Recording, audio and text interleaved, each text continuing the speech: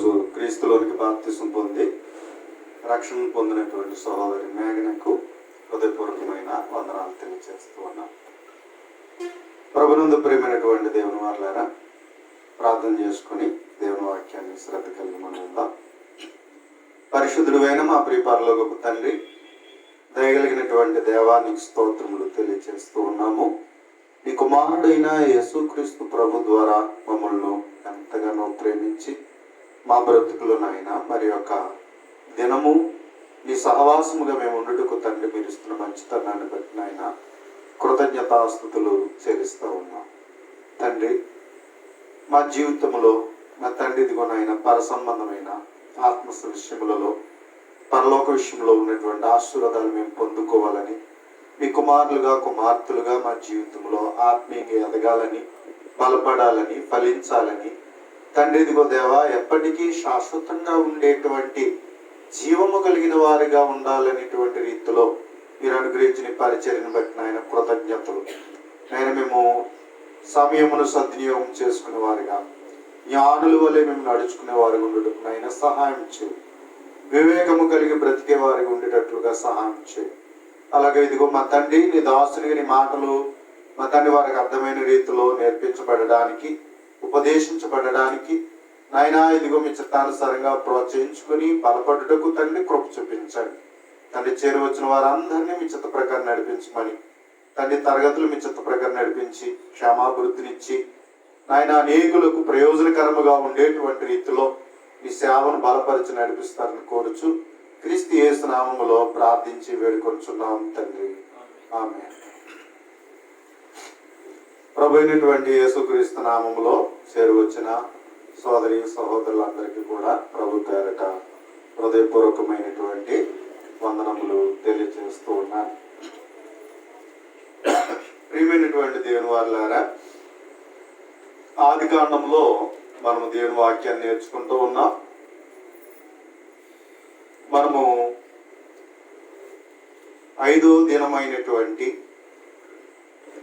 ఆ 5వ దినాన్ని పక్షులను గురించి ఆలోచన చేస్తూ ఉన్నాం. పక్షులను గురించి పరిశీలించాం. ఆ పక్షుల నుండి ఒక ఆత్మ సంబంధమైనటువంటి పాఠాలు మనం జాగ్రత్తగా శ్రద్ధ కలిగి ఉన్నాం. అందులో నోవాహు ఓడలో ఉన్నటువంటి పక్షులను గురించి ఆలోచన చేద్దాం. కాబట్టి శ్రద్ధ కలిగి ప్రతి ఒక్కరూ దేవుని మాటలు వినవలసిందిగా ప్రేమతో కోరుచున్నారు. దేవుడు ప్రకృతిని ఎంతో అందంగా రూపించాడండి. అందులో పక్షులు కూడా ఎంతో అందంగా రూపించాడు. ఒక పక్షికి మరొక పక్షికి సంబంధం లేని రీతిలో దేవుడు ఎంతో అద్భుతంగా దేవుడు చేసిన రీతి, ఒక్కొక్క పక్షికి ఉండేటువంటి వాటి యొక్క పూసేటువంటి కోతలు ఏమండి, వాటికి ఉండే ఆకారాలు ఇవన్నీ కూడా దేవుడు ప్రకృతిలో దేవుడు సృష్టించిన రీతిని మనం గమనించవచ్చు. అయితే దేవుడు పక్షుల నుండి కూడా కొన్ని పాఠాలు నేర్పిస్తున్నాడు. అందులో దేవుడు జలప్రలయాన్ని కలుగు చేశాడు. జలప్రలయం దేవుడు ఎప్పుడు కూడా కఠినముగా, క్రూరత్వంగా, ఆయన బాధించి వేధించి సంతోషపడేటువంటి వాడు కాడు దేవుడు. దేవుడు వారి వారి క్రియలు చొప్పున దేవుడు ఏమిచ్చేవాడు? ప్రతిఫలం ఇచ్చేవాడు.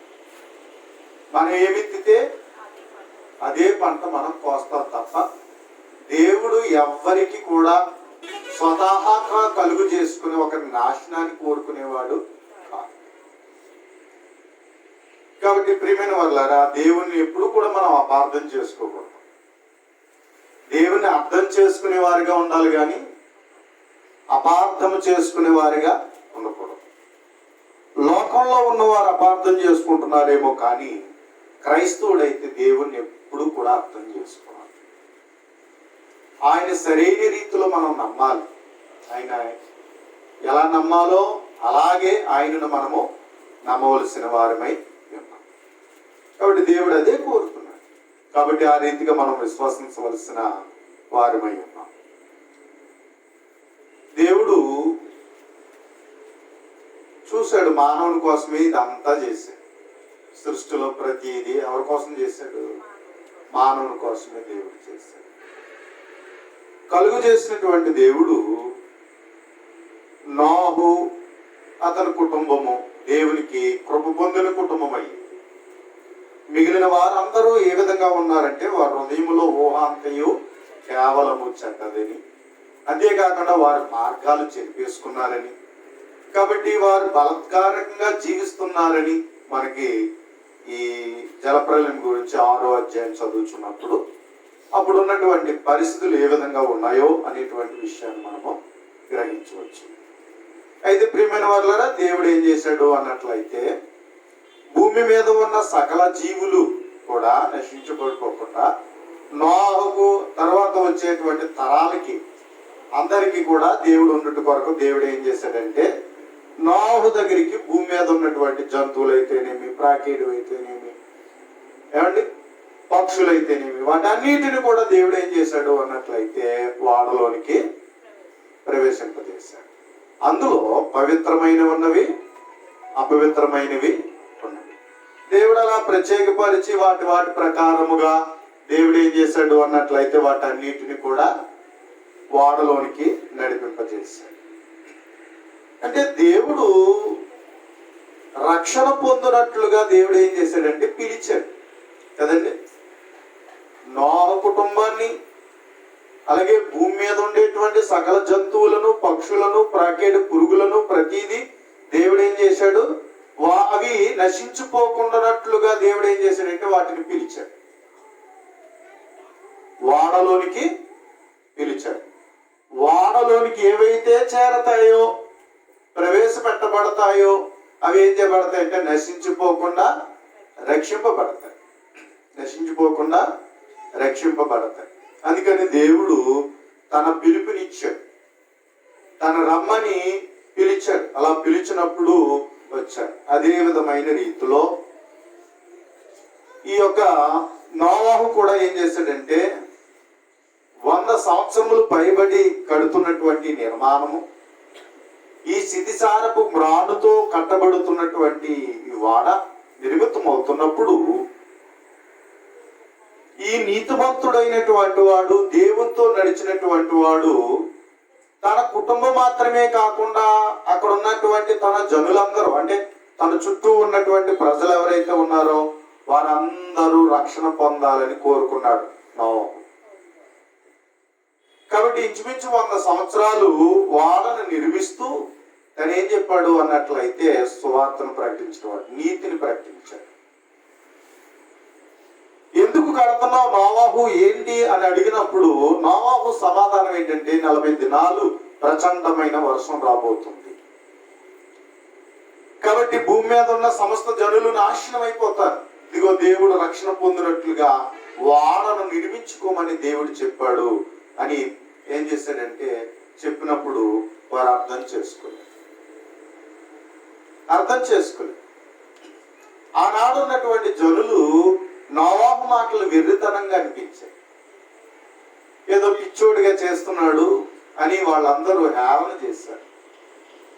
కాబట్టి ఏదో చేతగానోడు, ఏదో పనివాళ్ళ వాడికి పని ఏదో పని చేస్తున్నాడు, ఎరుబాగులుడు, ఉపయోగం లేని పని ఎందుకు కట్టుకుంటున్నాడు ఏంటో అని చెప్పేసి వాళ్ళు ఎక్కిరించారు. అంతేకాకుండా పోనీ నోవాహు అలా ఉంటే తన పిల్లలతో కూడా అదే చెప్పారు, 3 కుమారులతో కూడా, అమ్మా మీ నాన్నకైతే ఏదో మతి లేదు, తను ఏదో చేసుకుంటున్నాడు, మీకన్నా బుద్ధి ఉండొద్దా? మీరు జీవితం అంతా వాడగట్టుకుంటారా?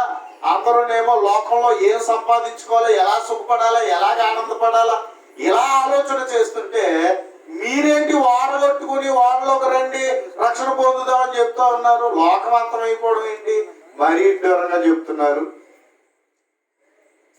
కనుక లేనిపోని కథనాలు చెప్తున్నారు, మీరు మాయ మాటలు చెప్తున్నారు. ముందు మీరు చెడిపోయారు, ముందు మీరు ఏం చేశారంటే మీ నమ్మకాలు సరైనవి కావని వాళ్ళని అనేక రీతిలో మాటలు అనేటువంటి పరిస్థితులు వచ్చాయి.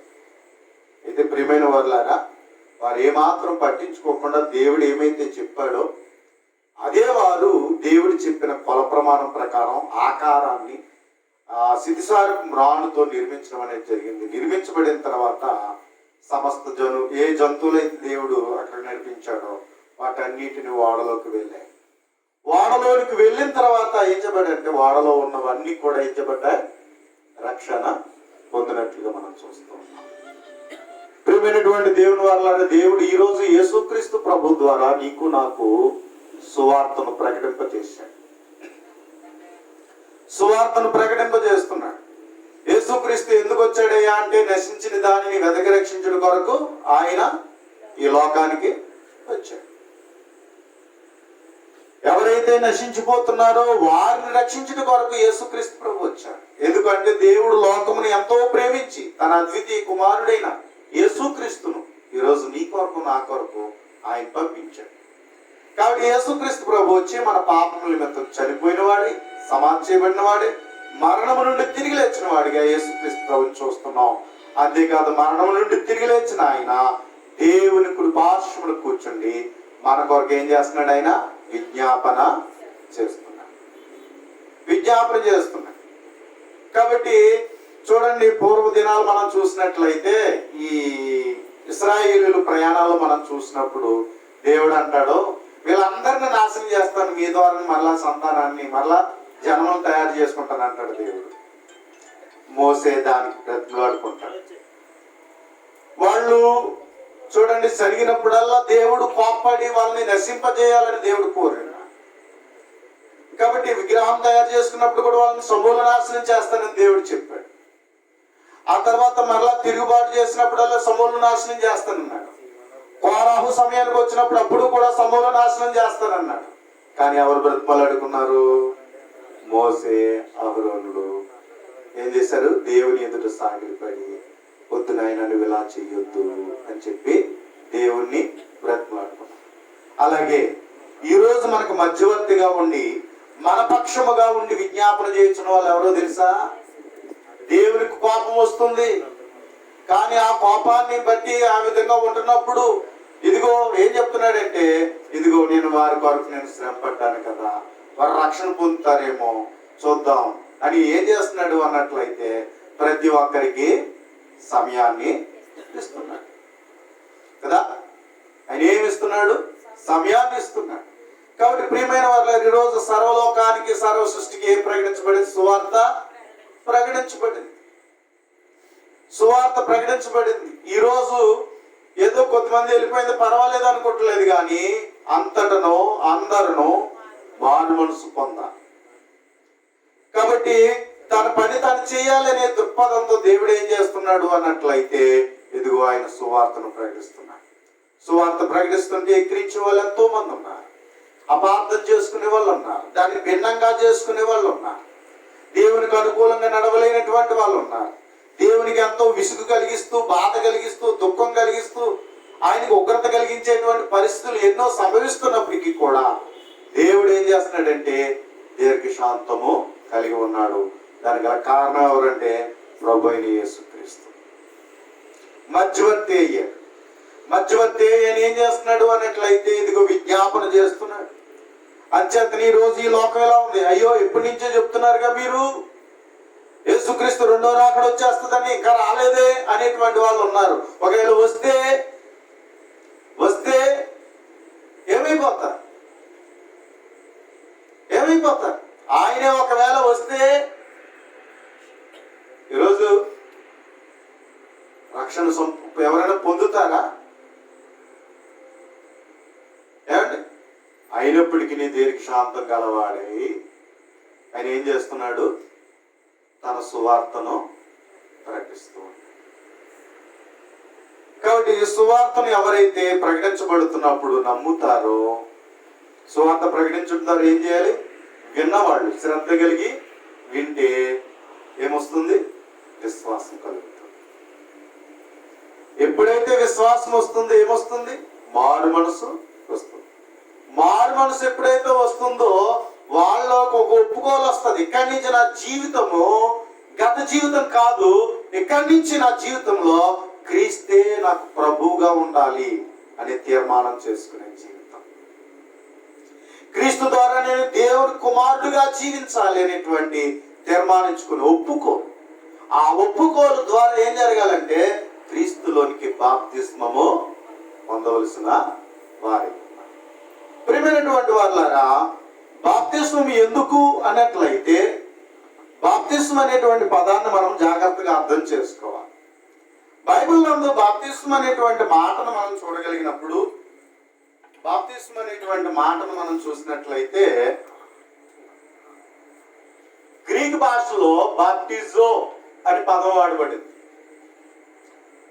బాప్టిజో అనే పదం వాడబడినప్పుడు దానికి తెలుగులో మనం చూసినట్లయితే, ఇంగ్లీష్లో చూస్తే బాప్టిజం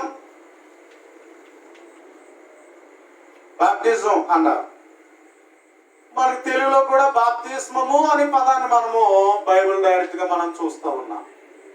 దీనికి అర్థం ఏంటి అన్నట్లయితే ఇమ్మర్షన్,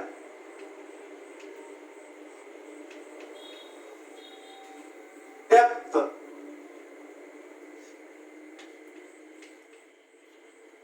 ఇమ్మర్షన్, డెప్త్ అంటే పూర్తిగా మునుగుట. మరొక మాట చూసినట్లయితే సమాధి చేయబడుట, పూర్తిగా మునిగేటట్లు చూచుట.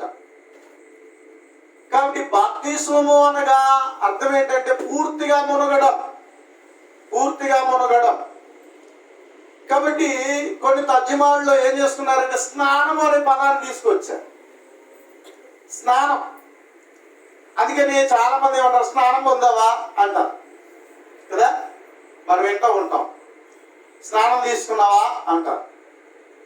అంటే స్నానము అనే పదము ఒక తర్జుమా రాంగ్గా తీసుకుని దాన్ని ఏం చేసుకున్నారంటే స్నానం అనే పదాన్ని తీసుకొచ్చారు. కానీ యాక్చువల్లీగా బాప్తిస్మం అంటే పూర్తిగా మునిగేటట్లు చూచుట, పూర్తిగా మునుగుట, సమాధి చేయబడుట.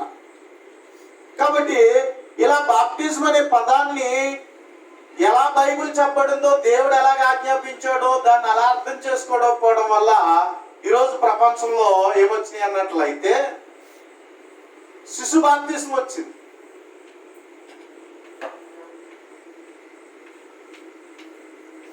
శిశు బాప్తిస్మం వచ్చింది. తర్వాత మనం చూసినట్లయితే ఇంకే బాప్తిస్మం వచ్చింది అన్నట్లయితే చిలకరింపు బాప్తిస్మం వచ్చింది.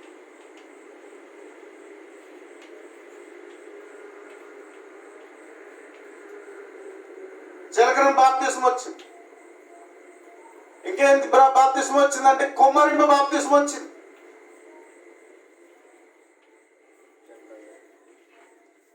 కొమ్మరింపు బాప్తిస్మం, జెండా కింద బాప్తిస్మం,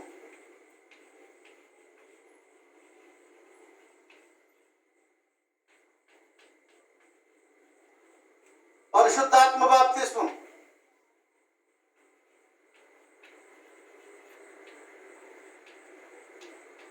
కొంతమంది ఏమన్నారంటే అసలు బాప్తిస్మే అవసరం లేదు, బాప్తిజం పొందినా లేదు, ఏమీ లేదు, పందులు పోయినా ఏమీ లేదని మొండోళ్ళు కూడా ఉన్నారు.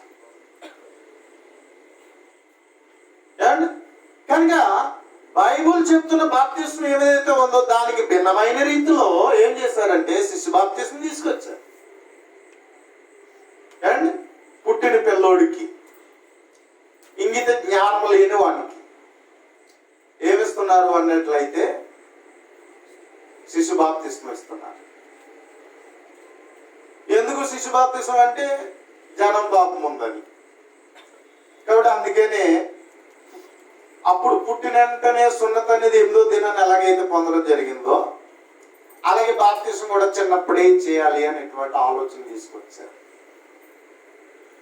కనుక ప్రియమైనటువంటి దేవుని వారలారా, మరి శిశువు విషయంలో మనం చూసినట్లయితే కొడుకు పుట్టాడు కదా అని ఆస్తి పత్రాలు రాసి ఇచ్చేస్తారా? ఇస్తారా? కొడుకు పుట్టాడు కదా చిన్నప్పుడు పెళ్లి చేస్తారా? చేస్తారా? పెళ్లి చేయ.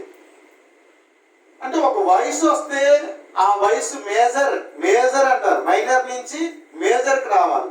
మైనర్ గా ఉన్న ఏది కూడా చెల్లుబాటు కాదు. అలాగే బాప్తిస్మం అనేది విశ్వసించాలి, మారుమనసు పొందాలి, ఒప్పుకోలు జరగాలి. ఇవన్నీ జరిగితేనే కానీ ఏమి ఇవ్వకూడదు, బాప్తిస్మం ఇవ్వకూడదు. మరి ఇవేమీ జరగకుండా కానీ చిన్నప్పుడు బాప్తిస్మం చేయడం ఏంటి? కాబట్టి అది రాంగ్. రెండోది ఏం చేశారంటే చిలకరింపు బాప్తిసం. ఎందుకంటే ఈ వృద్ధులైన వారికి, రోగిష్టి వల్ల అయిన వారికి బాప్తిసం ఇవ్వడానికి ముంచితే చచ్చిపోతారేమో అని చిలకరింపు తీసుకొచ్చారు.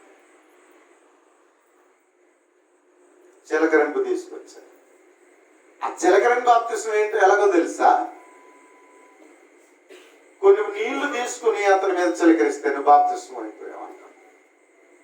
బాప్తిసం అంటే సమాధి చేయుట, క్రీస్తు మరణ సమాధి పునరుత్థానంలోనికి పాలు పంపులు పొందుట, రోమపత్రిక 6వ అధ్యాయం ప్రకారంగా. మరి అలా చూసినట్లయితే ఇప్పుడు మట్టి తీసుకుని ఎవరైనా సమాధి చేస్తారా? ఓ పాత్రలో మట్టి తీసుకుని ఎవరినైనా సమాధి చేస్తారా? అది సాధ్యమా? కుదరదు కదా. అలాగే ఒక వ్యక్తి నీటిలోనికి వెళ్ళి నీటిలో అక్కడ ఏం చేయాలంటే క్రీస్తు యొక్క మరణము, సమాధి, పునరుద్ధానంలో పాలుపంపులు పొందాలి. అది బాప్తిసం.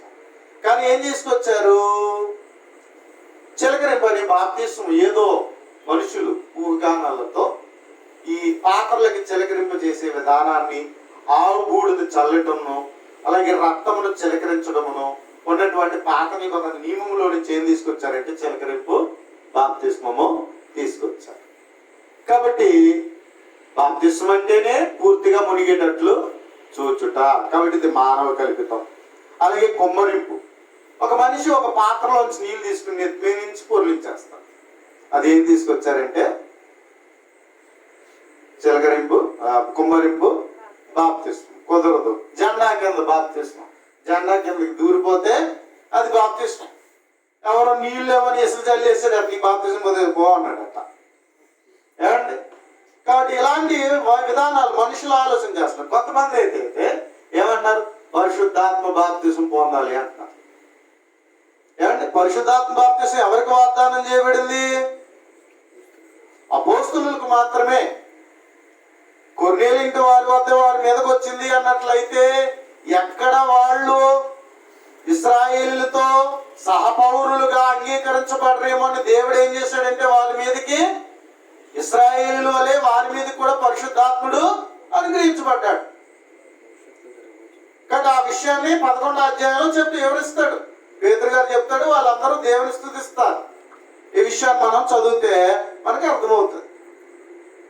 కనుక ప్రియమైన వాళ్ళ రంజిత కొంతమంది ఏమన్నారంటే ముందుగా మేడగదిలో ప్రార్థించినట్లుగా ప్రార్థిస్తే ఆత్మ వస్తాడట. అందుకని ఏ కూడుకట? పరిశుద్ధాత్మ కూడుక. పరిశుద్ధాత్మ గురించి ఎదురు చూడాలి. ముందు నీవు ఏం పొందాలంటున్నారు? పరిశుద్ధాత్మ బాప్తిసం పొందితే అప్పుడు నీకు నీళ్ళ బాప్తిసం ఇస్తాం అనేటువంటి బోధనలు ఉన్నాయి. ఏమండి? మరి కొందరేమో యోహాను గారి బాప్తిసాన్ని బట్టి ఏం చేస్తున్నారంటే మారు మనసు నిమిత్తం బాప్తిసం ఇచ్చాడు కాబట్టి మారు మనసు నిమిత్తం బాప్తిసం పొందాలన్న. కాబట్టి బైబిల్ ఏం చెప్పింది? సంఘానికి ఒక ఆచారం కాదు. బైబిల్ అందరూ చదువుతున్నాం. మన ఆచారం పెట్టుకున్న ప్రకారం బైబిల్ చదవకూడదు.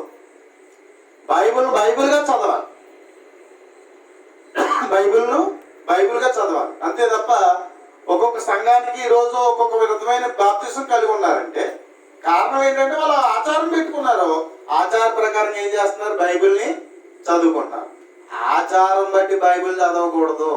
బైబిల్ను బైబిల్గా చదివి అలాగే ఆచరించాలి అంతే తప్ప మనం పెట్టుకున్న ఆచార ప్రకారంగా, ఏమండి, సిద్ధాంత ప్రకారంగా ఏం చేయకూడదు? బైబిల్ ఫాలో అవ్వకూడదు. బైబిల్ బోధించబడకూడదు. చాలా మంది చేస్తున్న తప్పులు ఇవే. కనుక ప్రియమైన వాళ్ళారా, బాప్తిస్మము పూర్తిగా మునిగేటట్లు చూడాలి. బాప్తిస్మములో ఎందుకు బాప్తిస్మం అన్నట్లయితే పాప క్షమాపణ నిమిత్తం. అపోస్తలుల కార్యాలు 2వ అధ్యాయం 38వ వచనం ప్రకారముగా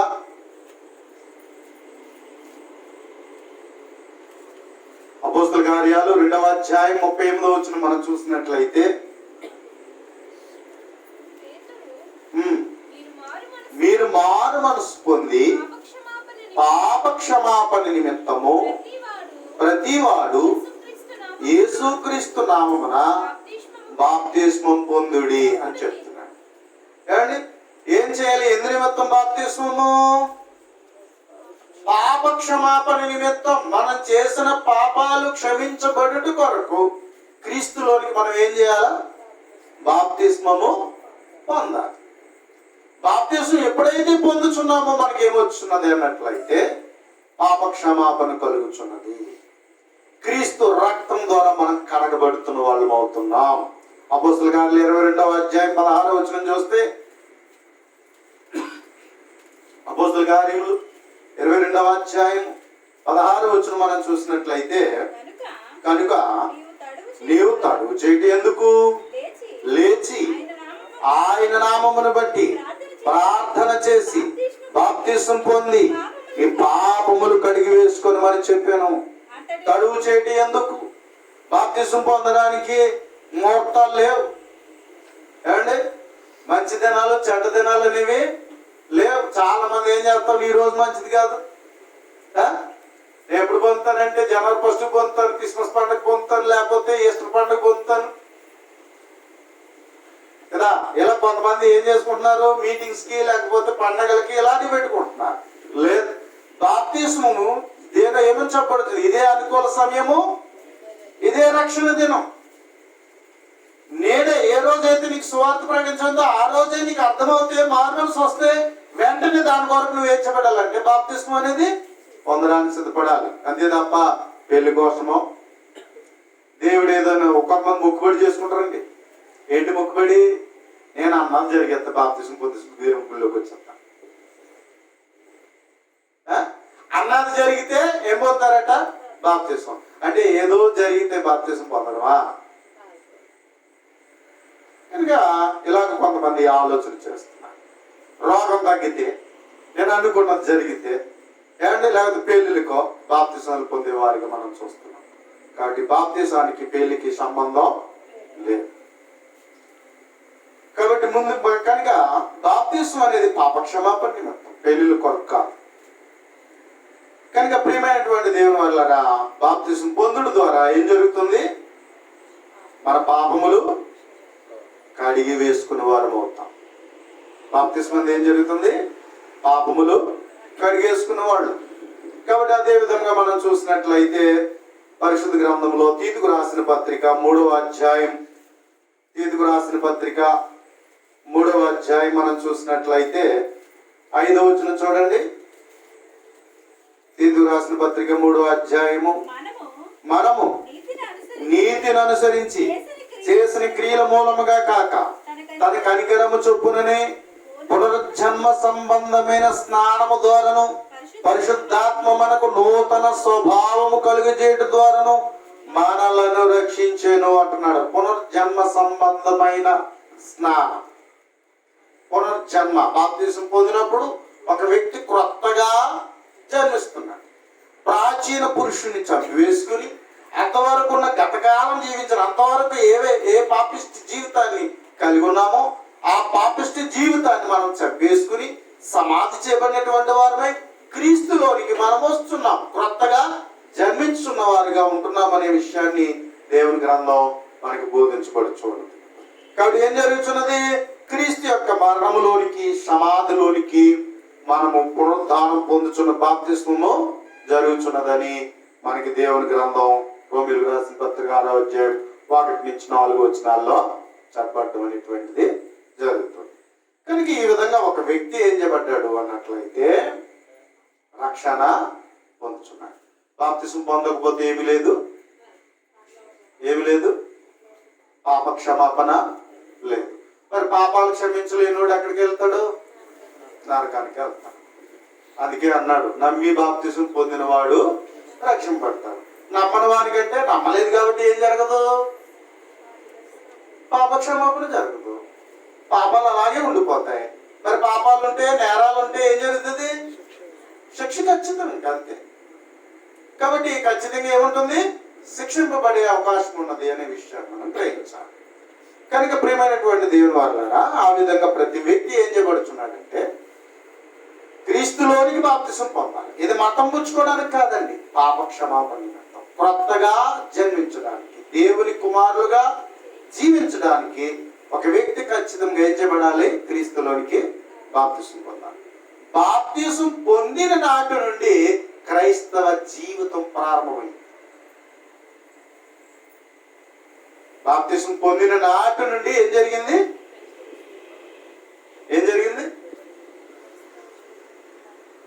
క్రైస్తవ జీవితం ప్రారంభమైంది. అక్కడి నుంచి మన జీవితము ఎక్కడికి? ఈ లోకంలో ఏమయ్యాం? మనము పిలువబడ్డాం కదా. పిలువబడిన కాడి నుంచి మనం ఎవరము? పరదేశులము, యాత్రికులు. ఈ లోకం మనదే కాదు. ఏమయ్యాం మనం? లోక విషయంలో ఏమైపోయాం? మనం చచ్చిపోయాం. లోక విషయాలు చేయడానికి ఏమైపోయాం? మనం చచ్చిపోయాం. We are dead. మనం చనిపోయిన వారు. లోకానుసారంగా ప్రవర్తించుటకు మనము రుణస్థులము కాము. శరీరానుసారంగా ప్రవర్తించుటకు మనము రుణస్థులము కాము. ప్రకృతి ప్రకారంగా జీవించడానికి మనము రుణస్థులము కాము. అయిపోయింది. ఇక్కడి నుంచి మనం దేని ప్రకారంగా జీవించడానికి రుణస్థులము? ఆత్మ సంబంధంగా జీవించడానికి, పరలోక సంబంధులుగా బ్రతకడానికి మనం ఏమయ్యాం? రుణస్థులమయ్యాం. ఏమండి? ఇక్కడి నుంచి రక్షణ పొందుకుంటే సరిపోదండి. రక్షణను ఏం చేయాలా? కొనసాగించాలి. రక్షణ ఏం చేయాలా? కొనసాగించాలి. పౌలు గారు అంటాడు ఫిలిప్పీ పత్రికలో 2:12, భయముతోను వణకుతోను ఏం చేయాలట? రక్షణను కొనసాగించాలి. మీ సొంత రక్షణను కొనసాగింపనీయుడి అంటున్నాడు. ఏముండాలి? భయం ఉండాలి, వణకు ఉండాలి. నేను మాట్లాడే మాట వలన ఏం పోతానో, ఏం కోల్పోయే అవకాశం ఉంది? రక్షణను కోల్పోయే అవకాశం ఉందేమో. మాటలో కూడా ఏం చేయకూడదు? పాపం చేయకూడదు. ఇలా మాట్లాడితే నా రక్షణకు నేను దూరం అయిపోతానేమో, ఇలా చేస్తే నా రక్షణకు నేను దూరం అయిపోతానేమో, ఇలా నేను ఆలోచిస్తే, ఇలాగ నేను నడిస్తే, ఇలాగ నేను చేస్తే నేను రక్షణను కోల్పోయే అవకాశం ఉందేమో అని మనలో ఏమి రావాలట? భయము రావాలి. ఇంకేం రావాలన్నాడు? వణకు రావాలి. భయము ఉండాలి, వణకు ఉండాలి. ఈ భయము వణకు ఎప్పటి వరకు ఉండాలి? మరణ పర్యాంతం ఉండాలి. మనం చచ్చిపోయేంత వరకు ఉండాలి. కొంతమంది ఆదివారమే గుర్తొస్తుందేమో అండి.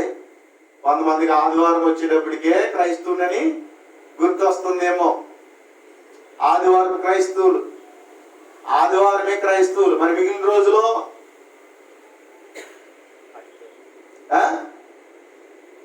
చాలా మంది వచ్చి టెక్నిక్ నేర్చుకున్నారు. ఏంటో తెలుసా?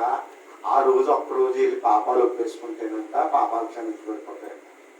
మళ్ళీ చేసి మళ్ళీ ఆదివారం వచ్చేంత దేవుడు మళ్ళా ఇదొకటి అలవాటు పడ్డారండి. ఇది అంటున్నారు, ఇలాగంటున్నారు. అందుక మనం చాలా తెలివైన వాళ్ళు అండి. దేవునికే తెలివితేటలు చెప్పేయగల వాళ్ళు అయిపోయాం మనం. అవునా? దేవుడు చెప్పిన మాట పక్కనెట్టేస్తాం, మన తెలివితేటలు ఉపయోగిస్తాం. కనుక ప్రియమైన వాళ్ళని చాలా జాగ్రత్తగా ఉండాలి. ఎందుకంటే దేవుడు అబద్ధమాడనేరని దేవుడు. ఆయన ఒక మాట అన్నాడంటే ఖచ్చితంగా దాన్ని నెరవేరుస్తాడు ఖచ్చితంగా. ఎందుకంటే దేవుడు అద్వితీయ సత్యవంతుడు. దేవుడు అద్వితీయ సత్యవంతుడు. వాడలోనికి వస్తే రక్షణ, వాడల్లో వెలుపల ఉంటే, వాడ వెలుపల ఉంటే నాశనం కదా. అలాగే ఈరోజు దేవుడు తన సంఘములోనికి నిన్ను నన్ను పిలుచుకున్నాడు. లోకములో ఉన్న మనల్ని తన సంఘములోనికి చేర్చుకున్నాడు. తన సంఘములోనికి ఏం చేశాడు? చేర్చుకున్నాడు. అపోస్తల కార్యాలు 2వ అధ్యాయం 47వ వచనం. అపోస్తల కార్యములు 2వ అధ్యాయము 47వ వచనం.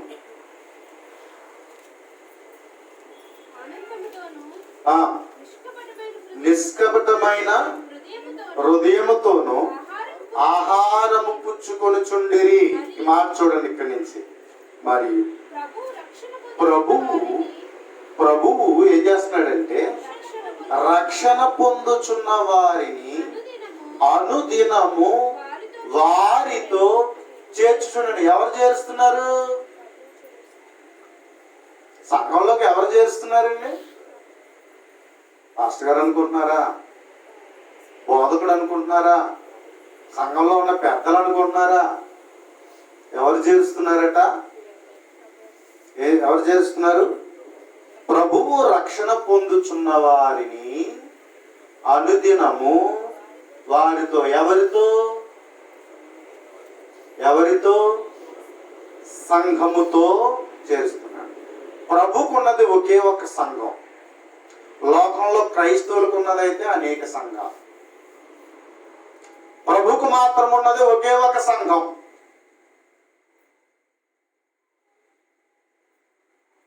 ప్రభు మాత్రం ఉన్నది ఒకే ఒక సంఘం. బైబుల్ చెప్తున్నది ఒకే ఒక సంఘం. రెండో సంఘాన్ని గురించి బైబిల్ చెప్పట్లేదు. ఒకవేళ అది ఏదైనా అది మానవ కల్పితం. ప్రభు చెప్పేది మాత్రం ఒకే ఒక సంఘం. బైబిల్ చెప్పేది ఒకే ఒక సంఘం. ప్రతి వ్యక్తి దానిని వెతికి కనుగొని దానిలోకి చేరాలి. ఎందుకంటే ప్రభు తన సంఘాన్ని యెరూషలేములో స్థాపించాడు. ఆయన సంఘం ఎప్పుడు? మొదటి శతాబ్దంలో. ఆ మొదటి శతాబ్ద సంఘానికి చెందిన వారిగానే మనం ఉండాలి. మధ్యలో వచ్చిన సంఘానికి మనము చెందిన వారిగా ఉండకూడదు. ఎందుకంటే క్రీస్తు విభజింపబడి ఉన్నాడా అంటాడు. విభజింపడ్డా? లేదుగా. నీకొకలాగా నాకొకలాగా లేడుగా. ఆయన క్రీస్తు విభజింపబడలేదు. కాబట్టి క్రీస్తు ఎప్పుడు ఒకేలాగే ఉంటాడు. అలాగే ఆయన బోధ ఇచ్చాడు. ఆ బోధను నువ్వు ఖచ్చితంగా నీ జీవితంలో దాన్ని గైకొనాలా, దాన్ని పట్టుకుని ఉండాలి. దానిలోనే నువ్వు నిలబడి కలిగి ఉండాలి. అలాగే బైబిల్ నేర్చుకోవాలి ఖచ్చితంగా. ఎందుకంటే మనం యజిస్తవచ్చు కానీ దేవుడు మాత్రం ఒప్పుకోడు. పాత నిబంధనలో చిన్న విషయానికి కూడా ఆయన ఒప్పుకోలేదు. సుమా తెలుసా మీకు? బైబిల్లో పాత నిబంధనలో చిన్న విషయంలో కూడా ఆయన ఏం చేయలేదు, ఒప్పుకున్నాడా? నిప్పు దగ్గర ఊరుకున్నాడండి. నిప్పు దగ్గర ఆయన ఊరుకున్నాడా? వేరొక అగ్ని తెచ్చాడంటే ఏం చేశాడు దేవుడు? దహించబడిపోయారు. దేవుని కోపాగ్నికి వాళ్ళు దహించబడిపోయారు. చిన్న కోపాగ్నిగా మనం ఎంత చిన్నదే కదండి అంటాం మనం. కానీ ఆ చిన్న విషయంలో కూడా దేవుడు ఊరుకుంది. ఉజ్జా ఉన్నాడు. ఉజ్జా ఏం చేశాడో తెలుసా? బండి మీద నుంచి పడిపోతున్నటువంటి ఆ మందసాన్ని వెళ్ళిపోయి పట్టేసుకున్నాడు. వెంటనే దేవుడు ఏం చేశాడు? అతని మీదకి ఏమొచ్చింది? కోపం వచ్చింది. అక్కడికక్కడే చనిపోయాడు.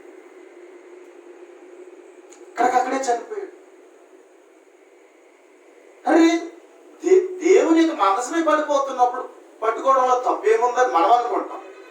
కానీ దేవుని రూల్ అది కాదు. దేవునికి కట్టడా అది కాదు. అందుకే మన దేవుని కట్టడేంటో అని మనం పరిశీలన చేసుకుని మనం వెళ్ళాలి తప్ప దీని విషయంలో దేవుడు అర్థం చేసుకుంటాడు. ఏదైనా నేను ఆయన్ని బట్టి వెళ్తున్నాను కానీ ఆయన కాదని వెళ్తలేదుగా. ఈరోజు మొండువాదం ఇది. అదే బైబిల్ నేను కలిగి ఉన్నాను, అదే దేవుని నేను కలిగి ఉన్నాను, ఆ దేవుని గుడికే వెళ్తున్నాను కాబట్టి ఈ విషయంలో దేవుడు ఏ విధంగా నన్ను అంగీకరిస్తాడు అన్నాడు. కానీ ఒకటి, ప్రభుని పిలుచు ప్రతివాడు పరలోక రాజ్యము ప్రవేశించు. నా తండ్రి చిత్త ప్రకారము చేయవారే ప్రవేశిస్తాను. అందుకని నీ ఇష్టం కాదు, నువ్వు అనుకున్నది కాదు, దేవుని చిత్తం ఏమిటి అనేటువంటిది గ్రంథాన్ని పరిశీలించాలి ఇప్పుడు కూడా. ఎందుకంటే ఎవరి లోక మర్యాద చెప్పినప్పుడు కూడా మనం ఎక్కడికి రాకూడదు, దేవుని దగ్గరికి రాకూడదు. లోక మర్యాదగా చేసే సేవను దేవుడు ఇష్టపడ్డాం. రోమపత్రిక 12వ అధ్యాయం మొదటి 2 వచనం ప్రకారం మనం చూసినట్లయితే అక్కడ చెప్తున్నాడు, ఒకవేళ మనం ఏదైనా లోక మర్యాదను బట్టి దేవుని దగ్గరికి వెళ్తే దేవుడు అంగీకరించడు. ఆయన దగ్గరికి రావాలంటే ఆయన ఇష్టం ఏంటో తెలుసుకోవాలి. అందుకని 12వ అధ్యాయం 2వ వచనం, మీరు ఈ లోక మర్యాదను అనుసరింపక ఉత్తమమును అనుకూలమును సంపూర్ణమైన దేవుని చిత్తం ఏదో పరీక్షించి తెలుసుకున్నట్లు మీ మనస్సు మారి నూతన మొగుటు వలన రూపాంతరము పొందుడి. లోక మర్యాద కాదు, దేవుని చిత్తం ఏమిటో ప్రతి వ్యక్తి తెలుసుకోవాలి. దేవుని వాక్యాన్ని అలా జాగ్రత్తగా చదవాలి, అర్థం చేసుకోవాలి, నేర్చుకోవాలి. కాబట్టి మనం అనుకున్నట్టుగా ఎప్పుడు కూడా దేవుని దగ్గరికి రాకూడదు. అందుకని చాలా జాగ్రత్తగా వాక్యాన్ని చదవాలి, పరిశీలించేటువంటి వారిగా ఉండాలి. అట్టి మెలకువ కలిగి మనం జీవించాలి. అందుకే మెలకువ కలిగి ఉండండి అంటారు. ఏమండి, ఎలా కలిగి ఉండాలి? మెలకువ కలిగి ఉండాలి. అంటే ప్రతి విషయంలో ఏముండాలి మనకి? దేవుని విషయంలో, దేవుని దగ్గరికి వచ్చేటప్పటికి మెలకువ ఉండాలంటే రెప్పలాలు చేయడం కాదండి, ఆ మెలకువ కాదు. దేవునికి తగినట్లుగా చేస్తున్నామా లేదా, దేవుడు కోరినట్లుగానే చేస్తున్నామా లేదా, ఇది దేవుని చిత్తమేనా అనేటువంటి రీతిలో ఎప్పటికప్పుడు మన జీవితంలో ఏముండాలి? పరిశీలించేటువంటి మనస్సు కావాలి. ఒకవేళ అలా చేయకపోతే మన సేవను దేవుడు అంగీకరించు. నీకు నచ్చొచ్చు, లోకానికి నచ్చొచ్చు, కానీ ఎవరికి నచ్చదు? దేవుడికి నచ్చదు. కాబట్టి అందుకని ఏదైనా సరే వాక్యంతో పోలిక చెయ్యాలి. బాగుంది కదండి, ఎలాగండి, ఇలా చేస్తే బాగుంటుంది కదండి అనిపిస్తుంది మనకు నచ్చినట్టుగా. కానీ అది వాక్యానుసారం కాకపోతే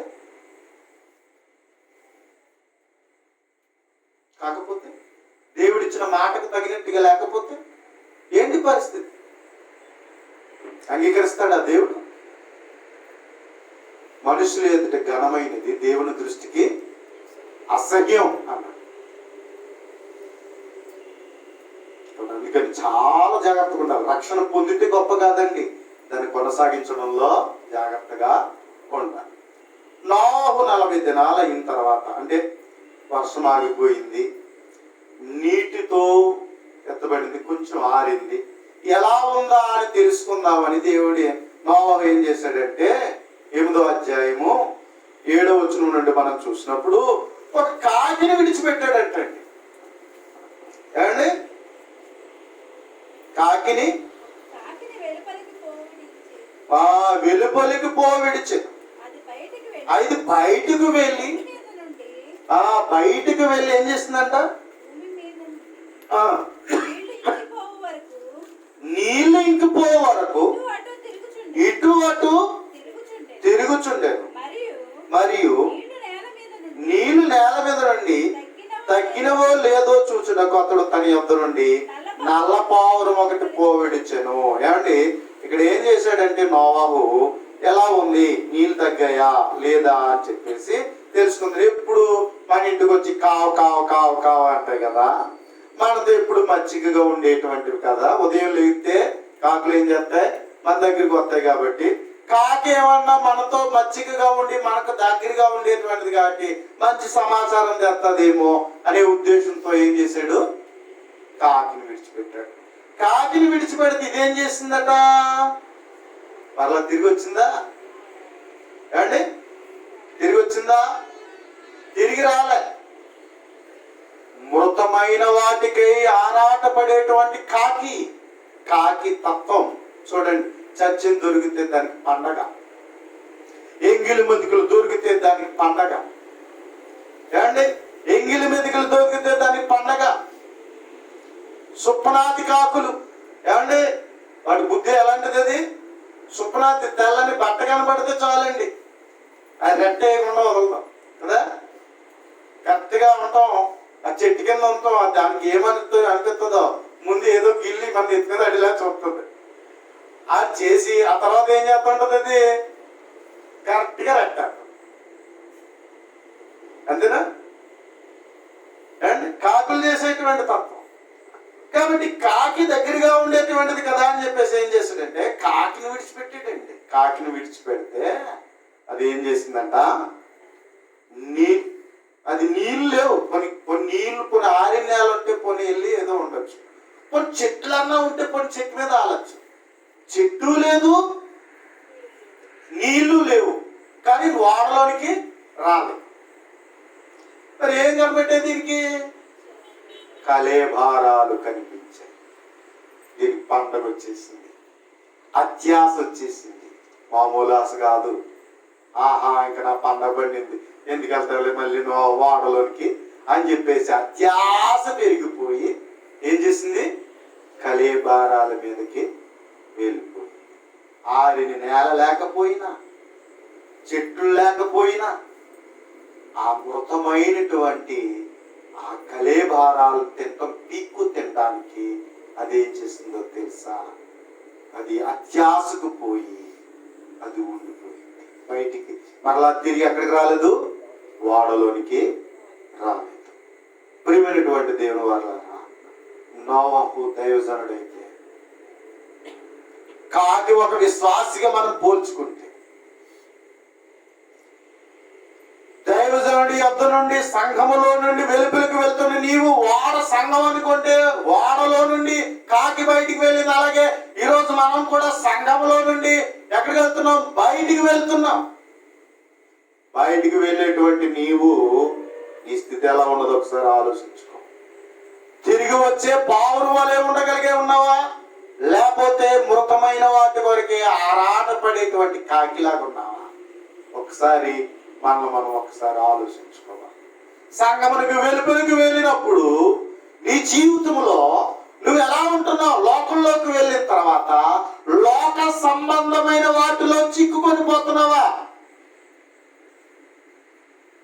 ఏమండి, అప్పుడు దాకా వాక్యం విన్నప్పుడు, అప్పుడు వరకు మనం దేవజనుడు యొక్క నడిపింపులో ఉన్నప్పుడు అయ్యో నేను అలాగే ఉండాలి, నేను అలాగే బ్రతకాలనుకున్న మనము, దేవుని నడిపింపులో ఉన్న మనము, విశ్వాసగా ఉండాలనుకున్న మనము, పరిశుద్ధులుగా, నిర్దోషులుగా, నిరపరాధులుగా, దేవుని తగినట్లుగా దేవుని కొరకే బ్రతకాలి అనుకున్న మనం, అలా బోధింపబడిన మనం, అలా దైవజనుని యొద్ద నుండి సంఘము నుండి వెలుపలికి వెళ్ళిన వెంటనే మనం లోకంలోకి వెళ్ళి లోకంలో కలిసిపోతున్నామా?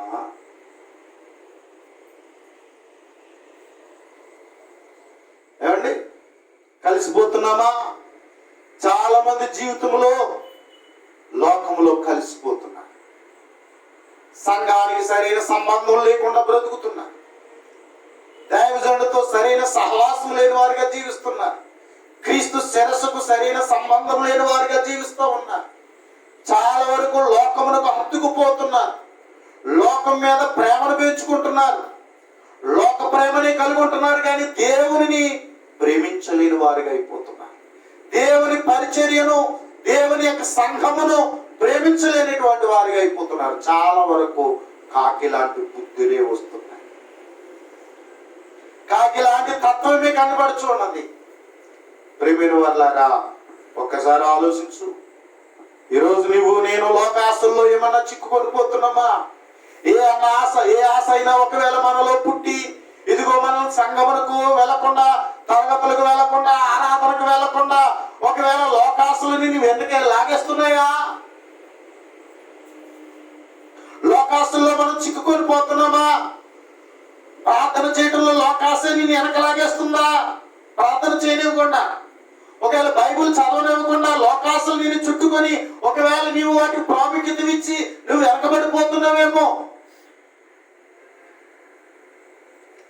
కదా. కాకులాగే ఒకవేళ లోకము చెడ్డదని తెలిసింది కూడా, లోకాన్ని ప్రేమిస్తే దేవుని ప్రేమను పొందలేమని తెలిసింది కూడా, పోయి మనం ఏదో లోకం వల్ల ఏదో మనకు బాగు కలుగుతుంది అని చెప్పి ఎక్కడైనా లోకాశల్లో చిక్కుకొని పోతున్నామా? ఒక్కసారి మనం ఆలోచించాలి. ప్రియమైన వారలారా, లోకంలో ఏముందో తెలుసా? అబద్ధం, మోసం ఉంది కదండి. సంబంధమైన అధికారం ఉంది, పాపపు చీకటి ఉంది. ఆ చీకటిలో నుండి ఆశ్చర్యకరమైన వెలుగులో నిన్ను పిలిచి దీపస్తంభం మీద నిన్ను నన్ను కూర్చుండబెట్టాడు. వెలుగు సంబంధిగా ఉండాలని నన్ను కూర్చుండబెట్టాడు. మరి మనం ఏమన్నా లోకపు అబద్ధపు వాటిలో చిక్కుకొని పోతున్నామా? సాతానుడు చాలా కుయుక్తి గలవాడు. సాతానుడు చాలా కుయుక్తి గలవాడు. వాక్యమనే కలిపి చెరిపి ఇది దేవుని సంబంధమైనది అని చెప్పి నిన్ను భ్రమింపజేసి నీ జీవితాన్ని నాశనం చేసేవాడు సాతానుడు. అబద్ధ బోధకుల ద్వారా, అబద్ధ ప్రవక్తల ద్వారా ఈరోజు ఎన్నో కల్పితమైన కథలు సృష్టించి కల్పితమైన బోధలు చేసి ఎంతో మందిని ఏం చేస్తున్నాడు? నాశనము చేస్తున్నాడు. క్రీస్తుకు చెందకుండా, దేవునికి చెందకుండా, పరిశుద్ధాత్మలో పాలు భాగస్తులు కాకుండా పొందుకున్న రక్షణను నిర్లక్ష్య పెట్టేలాగా, పోగొట్టుకునేలాగా ఎవరు చేస్తున్నారు? సాతానుడు తన పని చేస్తున్నాడు. కనుక మరలా నీవు జీవంలోనికి వచ్చిన నీవు మరలా నీలో ఏం కలిగించేలాగా? మృతమైన స్థితిలో, అబద్ధపు జీవితములో నీ బ్రతుకు నడిపించాలని సాతానుడు ప్రయత్నం చేస్తున్నాడు. అయితే ఎంత వాక్యం బాగా నువ్వు గ్రహిస్తావో అంతగా వాటితో నువ్వు పోరాడతావు, అంతగా నువ్వు జాగ్రత్త పడతావు. వాక్య జ్ఞానం లేదనుకోండి, అమాయకంగా మనం ఏమైపోతాం? మోసపోయే వాళ్ళము అవుతాం. అందుకని మనం ఎలా ఉండకూడదట? శిష్యుల వలె ఉండకూడదు. శిశువు ఎలా ఉంటాడు? ఏమండి, శిశువు ఎలా ఉంటాడు? ఈ మధ్యకాలంలో ఒక యూట్యూబ్ వచ్చింది. ఒక పాపని ఆటో ఎక్కించేసుకుని తీసుకెళ్ళిపోయినాయి, చూసారా?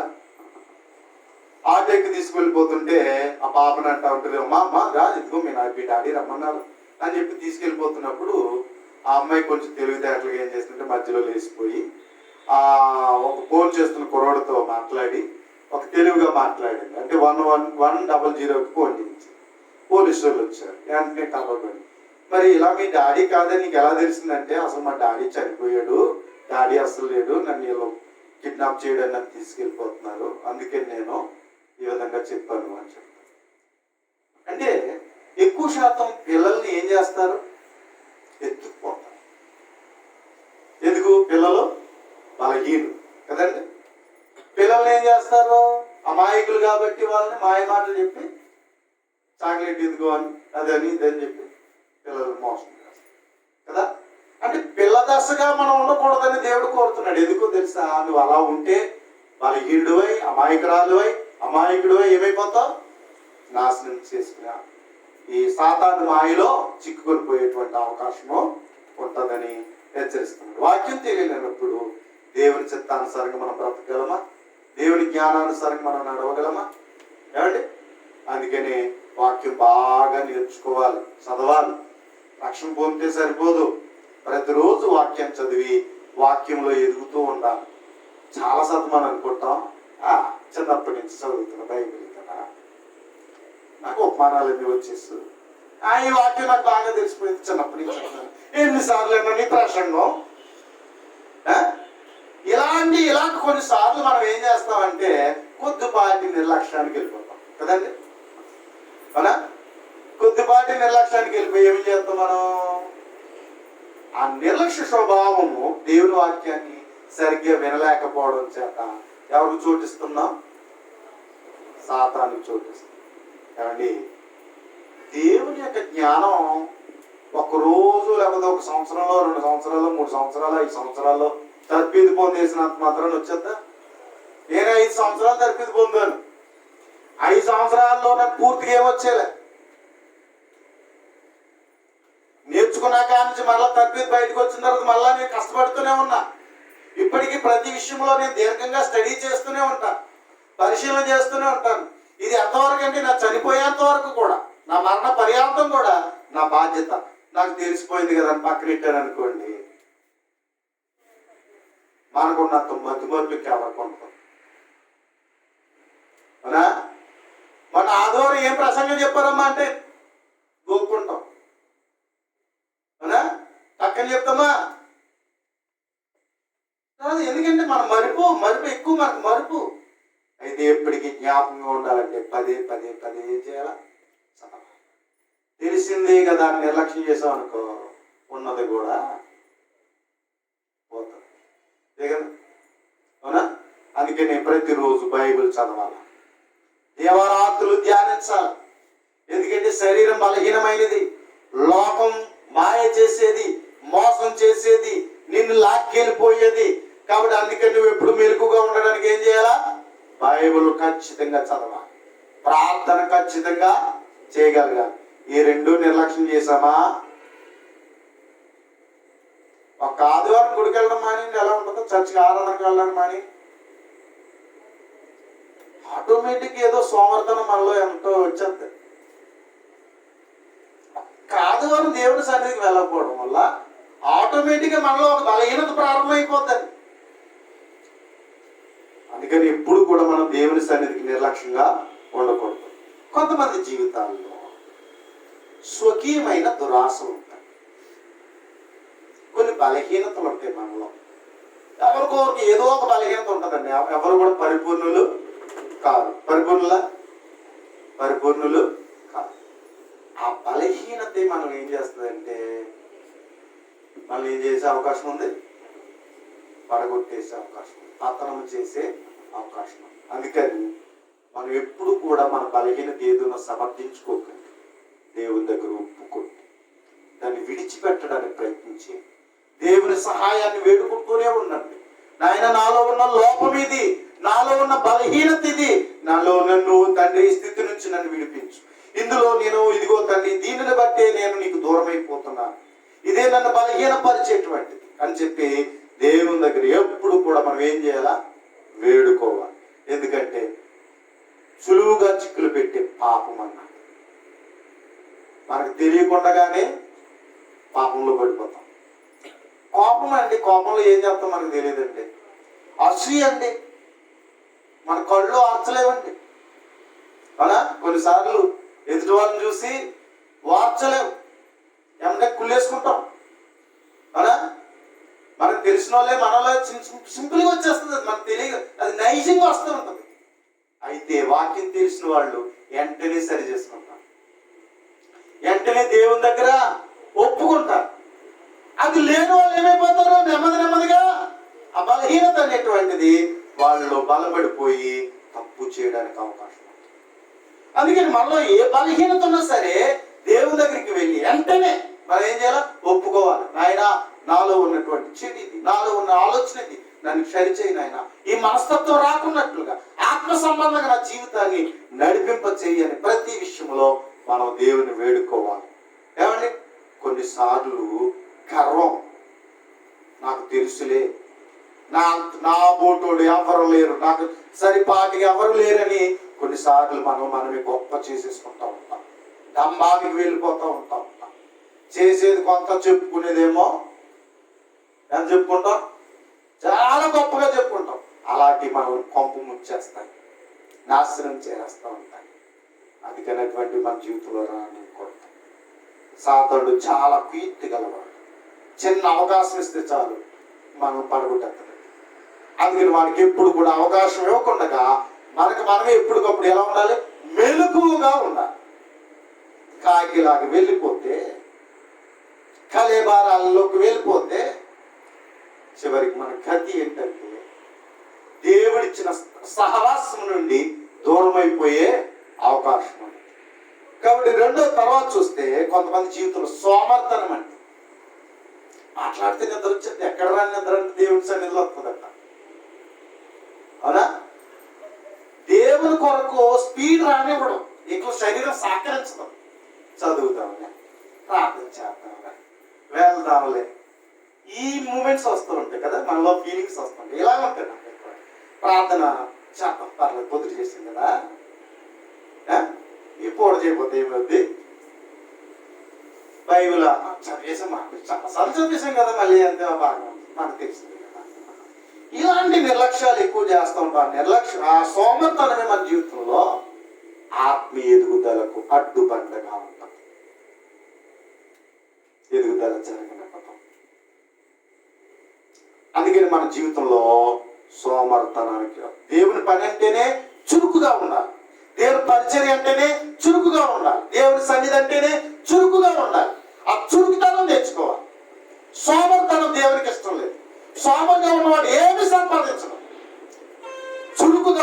శ్రద్ధ గలవాడే దేవుని యొద్ద నుండి ఆశీర్వాదాలు సంపాదిస్తాడు. నువ్వు ఎంత బాగా ప్రార్థన చేస్తావో అంతగా ఆశీర్వదింపబడతావు. ఎంత బాగా వాక్యం చదువుతావో అంతగా నువ్వు ఆత్మీయతలో ఎదుగుతావు. ఎంతగా నువ్వు దేవుని సన్నిధికి క్రమం తప్పకుండా వెళ్తావో అంతగా నువ్వు దేవునిలో నీ పని చేయడం ద్వారా ఆశీర్వదించబడతావు. కాబట్టి ఆ చురుకుదనం మన జీవితంలో ఉండాలి. కానీ కాకిలాగా మనం దూరం అయిపోకూడదు. ఏమండి, నిర్లక్ష్యం. చాలా మంది జీవితంలో నిర్లక్ష్యం, చాలా కొద్దిపాటి నిర్లక్ష్యం, చాలా నిర్లక్ష్యం. ఎంత గొప్ప రక్షణ నిర్లక్ష్యం చేసిన ఎలాగూ తప్పించుకుందాం. నిర్లక్ష్యం ఉండకూడదు మన జీవితాల్లో. నిర్లక్ష్యం చాలా ప్రమాదం. కాబట్టి ఎప్పటికి కూడా దేవుని పని విషయంలో నిర్లక్ష్యం ఉండకూడదు. చాలా మంది లోకాచారాలకు ఆకర్షింపబడతా ఉంటారు. ఎక్కువ లోకం మనల్ని ఏం చేయమంటుందో తెలుసా? లోకాచారాలు చేయమంటుంది. మన దారిలో మనం వెళ్ళిపోయినా పట్టెట్టుకుని లాక్కొచ్చి అయ్యో ఎలా చేస్తున్నావు ఏంటి, ఎలా చేయాలి కదా అంటాం. అలా ఊరుకుంటారండి? ఊరుకో. ఏదో విధంగా నిన్ను లోకాచారాలకు లాక్కెళ్ళిపోవాలని లోకం నేను చూస్తూ ఉంటాను. ఎన్ని ఆచారాలు వచ్చేసినాయి, క్రైస్తవుల్లో కూడా ఆచారాలు వచ్చేసినాయి. ఎక్కడి నుంచి వచ్చాయి? ఎన్ని లోకంలో ఆచారాలు తీసుకొచ్చి సంఘంలో పెట్టాం మనం. కాబట్టి లోకం ఏం చేస్తుందంటే ఏదో విధంగా ఆచారాలు పాటించేలాగా నిన్ను ఏం చేస్తుంది? మభ్య పెడతా ఉంటుంది. ఆచారాలకు అలవాటు పడకూడదు. బాప్తిజం పోతారు, ప్రార్థన చేసుకోరు, కానీ ఏమన్నా ఎదురు వచ్చేటప్పటికి కంగారు పడిపోతారు. ప్రార్థన వాడికి చేసుకుని వెళ్ళరు. కొంతమంది ప్రార్థన చేసుకుంటారో బయటికి వెళ్ళిపోతే తుమ్మారని మళ్ళీ వెనక్కి తిరుగుతారు. మరి నువ్వేం ప్రార్థన చేసావు? నువ్వు దేనికి ఇచ్చావు? నీ విశ్వాసం అలాంటిది. దేవుని నమ్మవా, లోకాచారాలు నమ్మవా? ఏదో ఎదురు వచ్చిందంటే నువ్వేం చేసావు? అంటే నువ్వు చేసిన ప్రార్థన వేరు, ఉపయోగం లేదనే కదా. అందుకని నువ్వు ప్రార్థన చేస్తే ఆ విశ్వాసం మీద నిలబెట్టి దేవుడు నాకు తోడుగా ఉన్నాడు, నాకు ఏం జరగదని ధైర్యంగా వెళ్ళి. అంతేగాని లోకాచారాలు పెట్టి కాదమ్మా తుమ్మారు, అయ్యో ఏదో పుల్లలు ఎదురు వచ్చినాయి ఎలా అనేది ఎప్పుడు కొంతమంది జంకుతూ ఉంటాం, మనం ఊగిసలాడుతూ ఉంటాం. అంటే మన విశ్వాసం ఏమైంది? అల్పమైంది కదా. ప్రభువా నువ్వైతే నేను నడిచేస్తానంటున్నావు. ఎవరో పేతురు గారు నీళ్ళ మీద నడిచేయాలన్నట్టు. నడిచినోడు ప్రభు వైపు చూసినప్పుడు ఏ గొడవ లేదండి. ప్రభు వైపు కాకుండా ఏం చూశాడు? పెద్ద కరణం వచ్చి గాలి వేస్తుందంట. అమ్మో అంటే ఏమలేదు, మునిగిపోయానంట. మునిగిపోయాడు. మన జీవితాల్లో కూడా అదే జరుగుతుందేమో చూసుకో. మనం ఎప్పుడు ప్రభు వైపు చూడాలి. ఆ విశ్వాసం మన జీవితంలో ఉన్నప్పుడు మనం జయిస్తాం. ఎందుకంటే లోకమును జయించి విజయము మన విశ్వాసమే అంటున్నాడు. లేకపోతే ఏమైపోతాం? కాకి వలె సంఘానికి చెందకుండా, దేవునికి చెందకుండా మనం దూరం అయిపోయే అవకాశం ఉంది. కొంతమంది జీవితాల్లో ధనాపేక్ష, డబ్బు పిచ్చి, డబ్బు పిచ్చి, ధనాపేక్ష, ఇది కొంతమంది జీవితాలు నాశనం చేస్తుంది. ఈ ధనాపేక్ష కోసమే ఆదివారం వెంకటేశ్వరులు ఉన్నారు. ఈ ధనాపేక్ష కోసమే దేవుని కార్యక్రమాల్లో పాలు పంపలు పొందకుండా ఉన్నటువంటి వారు రోజు అదే విచారాలండి. ఎంత చూసిన అదే విచారాలు, అదే బాధ. దీని వలన చాలా మంది ఎవరు దూరం అయిపోతున్నారు? దేవునికి, దేవుని సహవాసానికి, పరిచర్యకు దూరం అయిపోతున్న పరిస్థితులు మనం చూస్తున్నాం. కొంతమంది జీవితాల్లో సంఘానికి వస్తేనంట వాళ్ళని పట్టించుకోవాలంట, ప్రత్యేకించి చూడాలంట. కొంతమంది వస్తూ ఉంటారు, ఈ మధ్యన రావట్లేదు, వస్తున్నాడు కానీ నన్ను ఎవరికి పట్టించుకోవట్లేదు అనమాట. ఏంటి పట్టించుకోవడం? ఆయన గౌరవించాలంట, అందరికంటే గొప్పగా ఆయనకి ఏం చేయాలంటే హెచ్చించాలంట. కొంతమంది మనుషులు మెప్పును కోరుకుంటూ ఉంటారు, పొగడతలు కావాలా. సంఘానికి వచ్చారంటే వాళ్ళు పొగడాలట. కొంతమంది పొగడలేదని వీళ్ళు ఏం చేస్తారు, కొంతమంది సంఘాలు మానేస్తున్నారు. ఎందుకు సంఘం మానేస్తూనే ఉంటాను, ఎవరు పట్టించుకుంటలేదు సంఘంలో. అంటే ఏంటి? ఈయనకు ప్రత్యేకంగా చూడాలి, ఈయన్ని పొగడాలి, ఈయన్ని హెచ్చించాలి. కొంతమంది ఇలాంటి కోరుకునే వాళ్ళు ఉన్నారు. అందుకని కొంతమంది ఏం చేస్తున్నారు? కాకి వలె ఈ మృతమైన వాటి దగ్గరికి అది ఎలా పోయిందో అలా పోయిన వాళ్ళు ఉన్నారు. కొంతమంది అవిశ్వాసం వలన రాలేకపోతున్నారు. ఎంతకాలం చూసినా ఏం రావట్లేదు, కొంతమందికి విశ్వాసం రావట్లేదు. ఆనాడు 40 సంవత్సరాలు అరణ్యంలో తిరుగుతూ దేవుడితో సహవాసం చేసే వాళ్ళకి ఏం రాలేదు? విశ్వాసం రాలేదు, అవిశ్వాసం లేదు. అలాగే ఈరోజు కొంతమంది ఎప్పుడు చూసినా అలాగే ఉంటారండి. ఎంత బోధించినా, ఎన్ని విధాలుగా బోధించినా, ఎన్ని విధాలుగా నేర్పించినా విశ్వాసంలో మాత్రం ఎదుగుదల రాదు. అటువంటి వాళ్ళు ఎలాంటి వాళ్ళు? కాకిలు. కనుక ప్రియమైనటువంటి సోదరి సహోదరులు, తిరిగి వచ్చే పావురానివా, మృతమైన వాటి కొరకు ఆరాటపడేటువంటి కాకివా. ఒకవేళ నువ్వు అందుకోసం ఒకవేళ ఆ రీతిగా ఉండి దేవుడు నీకు ఇచ్చిన పరిచర్యను, నీకు ఇచ్చినటువంటి సంఘమును, దేవుడు ఇచ్చినటువంటి ఇంతటి చక్కటి ఆత్మ సంబంధమైనటువంటి నీ రక్షణను నీ జీవితంలో నువ్వు కోల్పోతున్నావేమో చూసుకో. కాకిలాగే వెళ్ళిపోయి చాలా అప్పుడప్పుడు వస్తున్నావేమో, అప్పుడప్పుడు వస్తున్నావేమో. లేదు, మన బాధ్యత కలిగి ఉండాలి. కాబట్టి ప్రియమైనటువంటి సహోదరులారా, మరి నేటి దినాన్ని రక్షణ పొందిన సహోదరుంది, రక్షణ పొంది కొనసాగిస్తున్న వాళ్ళు ఉన్నారు. మరి నువ్వు నేను ఎలా ఉన్నావు ఒకసారి ఆలోచించండి. మొదటి శతాబ్దంలో వాళ్ళు కాళ్ళు చేతులు తెగిపోయినా వాళ్ళ సంఘం మాత్రం మానలేదండి.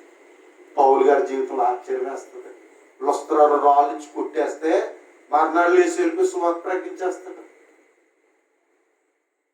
మనకేమో చిన్న నొప్పి వస్తే చాలు, తలనపోటు వస్తే చాలు, కొంతపాటి నీరసం ఉంటే చాలు, ఈజీగా కొట్టేస్తాం మనం.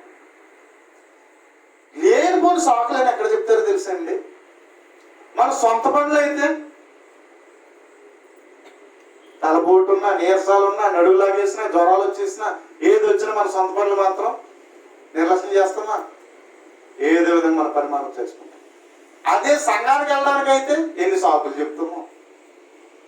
కొంతమంది సాకులు ఎలా ఉంటాయి తెలుసా? రీజనబుల్ గా కూడా ఉండవు. ఏ రాలేదేమో అంటారు అనుకోండి, అక్కడికక్కడ అబద్ధాలు ఆడేస్తారండి. అక్కడికక్కడ అబద్ధాలు ఆడేస్తారు. అలాంటి వాళ్ళని చూస్తాం. ఎంత దారుణం అండి. దేవుని విషయంలో మనం ఎలా ఉంటున్నాం ఒకసారి ఆలోచించండి. దేవుడిచ్చిన అవకాశాన్ని పాడు చేసుకునే వాళ్ళన కాకిలాంటి బుద్ధి కలిగి ఉండద్దు సుమా, కాకిలాంటి బుద్ధి కలిగి ఉండద్దు సుమా. కాబట్టి పక్షుల నుండి దేవుడు నీకు నాకు పాఠాలు నేర్పిస్తున్నాడు. ఈ పాఠం వినిచున్న నీవు నేను కూడా ఆయన ఇచ్చిన పరిచర్య. మరి ఇది మన సొంత ఇల్లు లాంటి సంఘం అంటే. ఎవరి ఇల్లు ఇది? దేవుని ఇల్లు. మనం ఆయన పిల్లలు, ఆయన సహవాసానికి వస్తున్నాం, ఆయనతో గడుపుతున్నాం. రక్షణ అనే దాని గురించి నేను చిన్న ఎగ్జాంపుల్ చెప్పాను, మీకు గుర్తుందో లేదో చెప్పి నేను ముగిస్తాను. రక్షణ అనేటువంటిది ప్రయాణం కదా. సంఘం వాహనం లాంటిది, సంఘము వాహనము లాంటిది. అయితే ఆ వాహనంలో రక్షణ అనేది ఎలాంటిదంటే టికెట్. రక్షణ అనేటువంటిది టికెట్. కానీ టికెట్ లేని ప్రయాణాన్ని ఎవరైనా ఒప్పుకుంటారా? అంటే టికెట్ కొనగానే ఎలా ఉండాలి, ఎంత జాగ్రత్త తీసుకోవాలా? రైల్వే టికెట్ కానీ, విమాన ప్రయాణం కానీ, బస్ టికెట్ కానీ, బస్ ఎక్కిన తర్వాత టికెట్ కొన్నామంటే అది ఎక్కడ ఉండాలి? జేబులో జాగ్రత్త పెట్టుకుని దిగేంత వరకు కూడా దాన్ని ఏం చేసుకోవాలా? జాగ్రత్త పెట్టుకోవాలి. ఒకవేళ అది సరిగ్గా దాచుకోకుండా, సరిగ్గా పెట్టుకోకుండా పాడేసుకున్నాం అనుకోండి, గాలికి ఎగిరిపోయింది అనుకోండి, ఏమవుతుంది? టికెట్ కలెక్టర్ వస్తాడు, ఏం చేస్తాడు? చూస్తాడు. నువ్వు చెప్పొచ్చు, అయి లేదండి బాబు, 10 రూపాయలకి టికెట్ తీసుకున్నా, లేకపోతే 100 రూపాయలకి టికెట్ తీసుకున్నాను నేను. తీసుకున్నానండి బాబు, లేదండి ఎవరో దొంగలు ఎత్తిపోయినట్టున్నారు, జేబులో డబ్బులు కొట్టేస్తారు, పర్సులో ఉండిపోయింది, ఇంటికాడ మర్చిపోయినండి, లేకపోతే ఇదిగో బాబు ఇక్కడే పడిపోయింది, ఎలా పోయింది, ఎక్కడ పడిపోయింది ఏమో తెలియదు అంటే ఊరుకుంటారా? ఏం చేస్తారు? టికెట్ లేని ప్రయాణం, వేస్తే జైలు శిక్ష వేస్తారు, వేస్తే జరిమానా వేస్తారు కదండి, ఇవన్నీ చేస్తారు. మరి మనం పొందుకున్న రక్షణ నిర్లక్ష్యం చేస్తే ఉద్దేశం దాని గురించి బాధ్యత లేకుండా ఉంటే తర్వాత ఏంటి పరిస్థితి? ఏం చేయాలా? చివరి వరకు ఏం చేయాలా? టికెట్ను ప్రయాణం ముగింపు వరకు కూడా ఉండాలి. మరి మనం ఎప్పుడైతే బాప్తిసం పొందే రక్షణ పొందే మనం ఏమయ్యాం? పరదేశులము, యాత్రికులు. మన ప్రయాణం కొనసాగించబడింది. ఇక్కడి నుంచి పరుగు బంధం కదా, బాప్తిసం పొందిన కాడి నుంచి ఎక్కడికి? పరలోకానికి పరుగు. ప్రతిరోజు ఏం చేయాలా? మొదటి ఆయన రాజ్యాన్ని, నీతిని వెతుకుతూ మనం ప్రయాణం చేస్తున్న వాళ్ళం. అయితే ఆ బాధ్యత మర్చిపోయి టికెట్ మర్చిపోయాం అనుకోండి, రక్షణ అనేది నిర్లక్ష్యం పెట్టాం అనుకోండి, ఎంత గొప్ప రక్షణ నిర్లక్ష్యం చేసి ఎలాగో తప్పించుకోండి. కాబట్టి దయచేసి రక్షణ పొందిన వారందరూ మెలకుగా ఉండండి, జాగ్రత్త చూసుకోండి. సాతాను చాలా కుయుక్తి గలవాడు. మనుషులైతే పోనీ ఏదో విధంగా దెబ్బలాడి తెచ్చుకోవచ్చు, కానీ వీడెవడో సాతానుడు, కంటికి కనిపించిన వాడు. మనల్ని మోసం చేసి మన ప్రయాణాన్ని ఆపు చేసి తనతో తీసుకెళ్ళిపోవడానికి వాడు ఎప్పుడు కూడా మనతో ఏం చేస్తున్నాడు? వాడు శోధిస్తున్నాడు, శ్రమలు పెడుతున్నాడు, నిందలు పెడుతున్నాడు, అవమానాలు పెడుతున్నాడు, ఏమంటే అనేక కష్టాలు, నష్టాలు, బాధలు పెడుతున్నాడు. అయితే వాటన్నిటిని తట్టుకుని ఓర్పుగా విశ్వాసంతో కొనసాగిస్తే మనం ఆ రక్షణలో నిలబడి పరలోకం అనే స్వాస్థ్యాన్ని పొందుకుంటాం.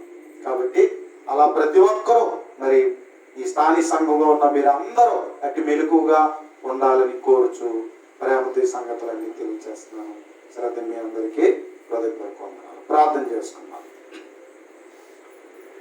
పరిశుద్ధుడు అయిన మా ప్రియ పరలోకపు తండ్రి, దయగలిగినటువంటి దేవానికి స్తోత్రం. మమ్మల్ని ఎంతగానో ప్రేమించి కనికరించి మా బ్రతుకులోనైనా మరొక బైబిల్ తరగతి అనుగ్రహించి నాయన నీవు చేసిన ఈ సృష్టిలో పక్షుల నుండి మాకు నేర్పిస్తున్న పాఠాలను బట్టి నాయన కృతజ్ఞతలు దేవా. ఇదిగో మా తండ్రి, మేము పావురు వలె తిరిగి రావాలని, మేము ఆ రీతిగానే ఉండాలని, మేము ఎప్పుడు కూడా నీ సన్నిధిలో కృతజ్ఞత కలిగి భయభక్తులు కలిగి నీకు తగిన భక్తిని చేయొచ్చు, నీకు తగిన విశ్వాసత కలిగి తండ్రి మీ చిత్తానుసారంగా జీవించాలని మీరు కోరుతున్నారు. దేవానికి స్తోత్ర.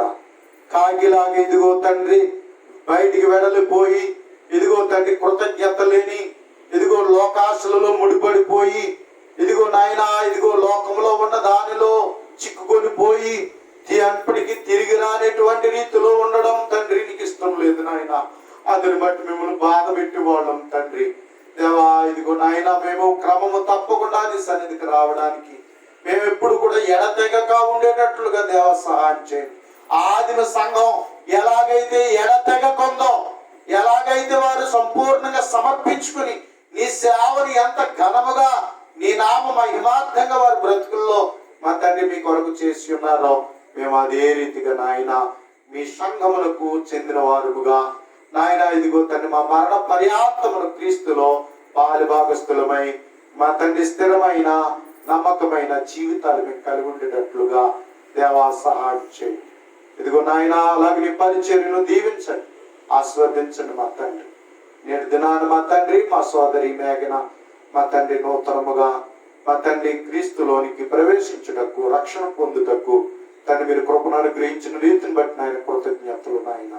మరి తన జీవితంలో ప్రారంభమైన ఈ క్రైస్తవ జీవితంలో తను ధైర్యముగా, జ్ఞానముగా మా తండ్రి క్రమము తప్పకుండా విశ్వాసంగా తండ్రి ఇదిగో భయభక్తులతో తన బ్రతుకులో జీవించుటకు దేవా సహాయం చేయి.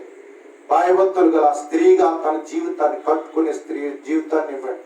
శుబుద్ధి గల భార్యగా తండ్రి తన జీవితంలో వైవాహిక బాంధవ్యంలో అడుగు పెట్టడానికి తండ్రి కృప చూపించండి.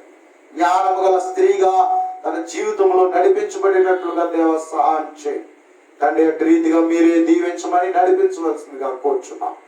దయగల మా తండ్రి ఇదిగో నాయన మరి ఇదిగో ఈ సమయంలో మా తండ్రి ఇదిగో మాది 25వ తారీఖున జరగబోయే వివాహం కొరకు ప్రార్థిస్తున్నాం తండ్రి. సోదరులు వెంకి మరి తండ్రి మేఘరావు గారి జీవితంలో వివాహము అన్ని విషయంలో ఘనముగా ఎంచమని మా తండ్రి విశ్వాస గృహముగా వారు కట్టుకుని తండ్రి మీ చేత ఆస్వాదించబడిన కుటుంబముగా ఉండినట్లుగా వారిని ఇరువురిను జతపరచండి, నడిపింపచేయండి. చక్కగా జరుగునట్లుగా అందుకు కావాల్సిన ప్రతిదీ మీరు సమకూర్చి జరిగింపు చేసి మీరే మహిమ పొందండి.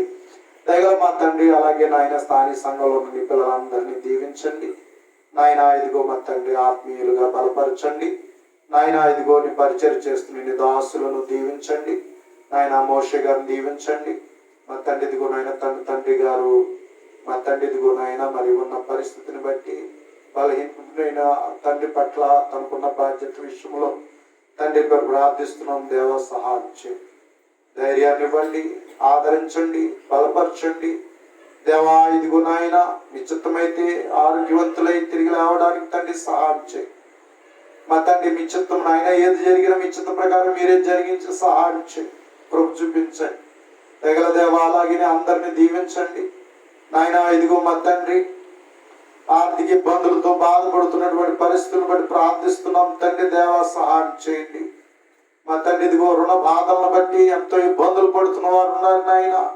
అటు వారిని బట్టి ప్రార్థిస్తున్నాం తండ్రి. వారు చేస్తున్న పరిపాట్లు దీవించండి, ఆస్వాదించండి నాయన. మీ చిత్త ప్రకారం వారు రుణ బాధలు తీర్చుకుని మీ చిత్త ప్రకారం జీవించినట్లుగా దేవ సహాయం చేయండి దేవ. అలాగే మా తండ్రి నిరుపేదలైన వారిని బట్టి ప్రార్థిస్తున్నాం, ఎదురాండులు బట్టి అనాథలను బట్టి ప్రార్థిస్తున్నాం దేవ సహాయం చేయండి తండ్రి. అలాగే మా తండ్రి దేవా ఇదిగో నాయన ఎంతో మంది ఈ లోకంలో నేను ఎరుగక తండ్రి మీ చిత్తం తెలియక నీ సువార్త సత్యం తెలియక ఎంతో మంది లోకంలో నశించిపోతున్నారయ్యా తండ్రి. సువార్త వేద జరుగుతుండగా ప్రకటించబడే కృపనివ్వండి. అనేకులు సత్యమును ఎరుగుటకు మీ చిత్తం తెలియపరచబడుటకు మా తండ్రి మీ యొక్క రక్షణలో రక్షింపబడిన వారిగా జీవించుటకు మా తండ్రి మీరు ఆహ్వానించే ఆహ్వానం ఆ పరలోక పిలుపులో పాల్పొంపులు పొందగలిగే వారి ఉండటకు దేవ సహాయం చేయండి తండ్రి. మా భారతదేశ పరిస్థితి మీ చేతులకు అప్పచెప్తున్నాం. మనుషులైతే ఎన్నో కుయుక్తులు పనొచ్చు, ఎన్నో కుతంత్రాలు పనొచ్చు. నీ సంఘములకు, నీ పరిచర్యకు, నీ పిల్లలకు ఎంతో ఆటంకపరిచే విధముగా తండ్రి ఇదిగో నాయన మరి జరగబోతున్న పరిస్థితులు మీ చేతులకు అప్పచెప్తున్నాం తండ్రి. ఇదిగో దేవా నువ్వైతే చెప్తున్నావు ఈ బండ మీద నీ కుమారుడు చెప్పి ఉన్నాడు, ఈ బండ మీద నా సంఘములు కట్టుదును, పాతాళ లోక ద్వారములు దాన్ని ఎదుటి నిలవనారు అని చెప్తున్నావు తండ్రి. ఇదిగో నాయన మేము ఎరిగి ఇదిగో తండ్రి సంఘములో నీవిచ్చిన ఆశ్రయమును సహవాసమును మేము ఎల్లప్పుడూ కలిగి మీ చిత్తానుసరణ బ్రతికేటట్లుగా దేవ సహాయం చేయండి. అలాగే మా తండ్రి ఆయా పరీక్షలు రాస్తున్న బిడ్డలను బట్టి ప్రార్థన చేస్తున్నాం, వారి భవిష్యత్తు కొరకు ప్రార్థన చేస్తున్నాం. ఇంటర్మీడియట్ పరీక్షలు రాసిన బిడ్డల కొరకు ప్రార్థన చేస్తున్నాం. మంచి ఉత్తీర్ణతను సాధించడానికి దేవ సహాయం చేయండి. ఆయా విధమైన కాంపిటీషన్ ఎగ్జామ్స్ విషయంలో ప్రిపేర్ అవుతున్న వారిని బట్టి ప్రార్థన చేస్తున్నాం తండ్రి. దేవ మంచి ఉత్తీర్ణతను సాధించి మంచి భవిష్యత్తు కలిగి ఉండడానికి సహాయం చేయండి దేవ. అలాగే అందరినీ దీవించి ఆస్వాదించి మేలు చేత నింపండి నాయన. ఇదిగో మా తండ్రి మరి జూన్ 1, 2, 3 తారీఖుల్లో మా తండ్రి ఏర్పాటు చేయబడినటువంటి ఆ కొడుకులకు తగిన మంచి వాతావరణం నిమ్మని చక్కగా జరుగుటకు మంచిగా మా తండ్రిని పరిచయం జరిగించబడి నాయన కొందరినైనా నువ్వు క్రీస్తులోనికి నడిపించబడేటట్లుగా నాయన మీ దాసులను బలపరిచి నడిపించమని సహాయం చేయమని అందుకు కావాల్సిన ప్రతి సహాయం మీరు అనుగ్రహించి దీవించి నడిపించవలసిందిగా కోరుచున్నాం. దయగల మా తండ్రి దీనంతటి బాధ్యత కలిగి ప్రయాసపడుతున్న సోదరులను జ్ఞాపం చేసుకోండి, సహాయం చేయండి. సహకరిస్తున్న వారందరినీ దీవించండి. అలా ప్రతి ఒక్కరిని మీ దీవెనతో నింపమని కృప చూపించమని మహిమయో ఘనత ప్రభావాలు మీరే పొందుకోమని కూడికి ముగించి మా గృహాలకు వెలుచుంటుండగా మేము వెలుచున్న ప్రయాణంలో మాకు తోడుకుంటామని క్షేమంగా నడిపించమని మహిమయో ఘనత ప్రభావాలు పొందుకోమని. ఇదిగో తండ్రి కాకి లాంటి వారు కాకుండా పావులు వలె మా జీవితాలు నిష్కాపట్యం గలవారమై మా తండ్రి మీ చిత్త ప్రకారం మీ సహవాసంలో జీవించినట్లుగా మమ్మల్ని నడిపించమని క్రీస్తు యేసు నామములో ప్రార్థించి వేడుకొంచున్నాం తండ్రి. ఆమేన్. అందరికీ వందనాలు.